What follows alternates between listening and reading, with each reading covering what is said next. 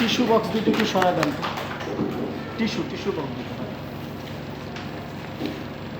ধন্যবাদ ভাইয়াকে আমাকে সুযোগ করে দেওয়ার জন্য।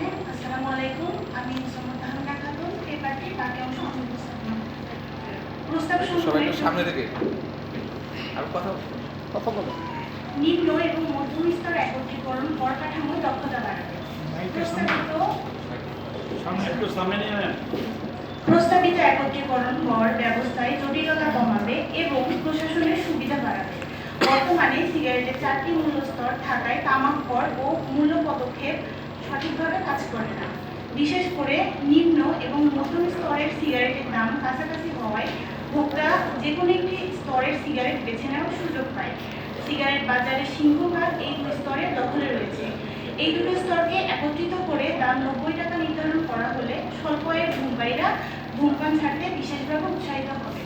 একই সাথে তরুণ প্রজন্ম ধূমপান শুরু করতেও নিরুৎসাহিত হবে। অর্থনৈতিক প্রেক্ষাপট এবং পরিবর্তিত সহযোগিতা 2016 সালের তুলনায় 2022 সালে খানাপ্রতি মাসিক গড় আয় বেড়েছে 103%, মাথাপিছু আয় বেড়েছে 93%। সাম্প্রতিক বছরগুলোতে মুদ্রাস্ফীতি বেড়েছে 10% হারে। এই সব কিছুই তামাক পণ্যকে আরও সহজলভ্য করে দিচ্ছে। বিশেষ করে নিম্ন স্তরের সিগারেটের দাম মূল্যস্ফীতি ও মাথাপিছু আয় বৃদ্ধির সাথে সামঞ্জস্য রেখে না বাড়ায় এটি আরও সন্ধ্যা হয়েছে।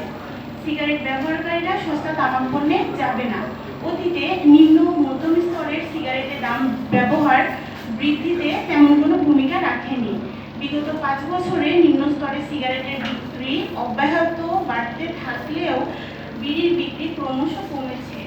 এ থেকে বোঝা যায় ধূমপায়ীরা সিগারেট ছেড়ে বিড়ি বেছে নেওয়ার চেয়ে বিড়ির পরিবর্তে সিগারেট বেছে নিতেই বেশি আগ্রহী।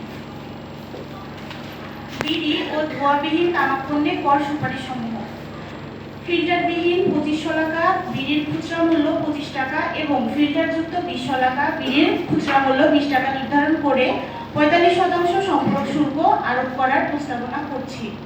অন্যদিকে প্রতি 10 গ্রাম জর্দার খুচরা মূল্য 55 টাকা এবং 10 গ্রাম গুলের খুচরা মূল্য 30 টাকা নির্ধারণ করে 60% সম্পূরক শুল্ক আরোপ করার সুপারিশ রাখছি।